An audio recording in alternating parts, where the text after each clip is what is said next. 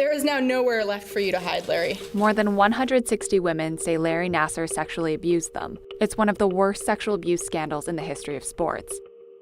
And it went on for more than 2 decades. How did he get away with it? My real interest, of course, with dance and gymnastics is my role with USA Gymnastics. Nassar had celebrity-like status in the elite gymnastics and sports medicine world. USA Gymnastics gave him countless awards, he was inducted into Michigan State University's Hall of Fame, and governors appointed him to state licensing boards. He even secured a patent for an ankle brace he invented. Nassar's patients felt honored to be treated by the best of the best. Nassar typically carried out his abuse under the guise of a medical treatment. He hijacked a rare pelvic therapy that involves vaginal penetration and used it to treat all sorts of ailments.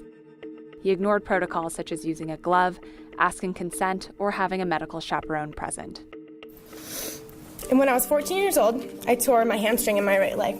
This was when he started performing the procedure that we are all now familiar with. The next visit was for my shoulder, which I then found out my hips were out of alignment, which then made my spine and my pelvic bone out of alignment as well.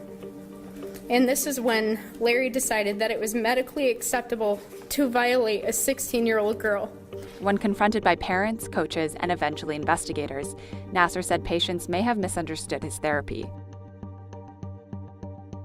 Medical colleagues deferred to his expertise. After a 2014 investigation cleared his name, Nassar was just reminded to follow procedures.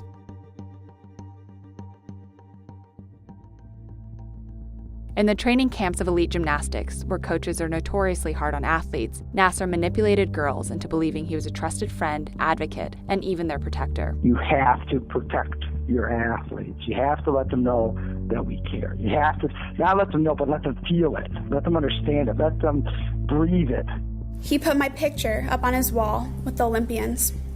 I thought I mattered to Larry. You had me so wrapped around your finger, and I still trusted you so much. Even when I was a sophomore in college, and you were the only person I called to help me make the decision to end my gymnastics career due to my injuries. Nassar won over family members by offering a free treatment, a quick diagnosis, or often the pretense of transparency.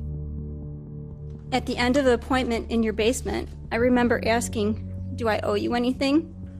Now it seems kind of sick. You got what you wanted. He frequently molested young girls with parents in the room, using a draped towel or practiced positioning to conceal where his fingers were massaging.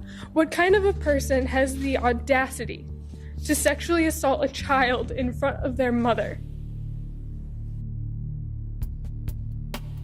It's still unclear who knew what when, but for decades, Nassar's employers focused on their reputations and failed to safeguard the young women in their care. When USA Gymnastics got a complaint about Nassar in 2016, the organization paid the gymnast $1.25 million to stop her from speaking about the abuse. Complaints about Nassar's treatments reached officials at Michigan State University as early as 1997, the Detroit News has reported. That's 20 years before the prize doctor was terminated. MSU has said that no one at the university believed that Nassar committed sexual abuse prior to the newspaper reports in the summer of 2016. Nassar's victims say that if the university had investigated the first complaint, scores of young girls may have escaped the doctor's abuse. Larry Nassar did not arise in isolation. Rather, we saw the worst sexual assault scandal in history unfold because a predator was left in power for decades. Despite warning signs, despite red flags, despite direct reports of assault.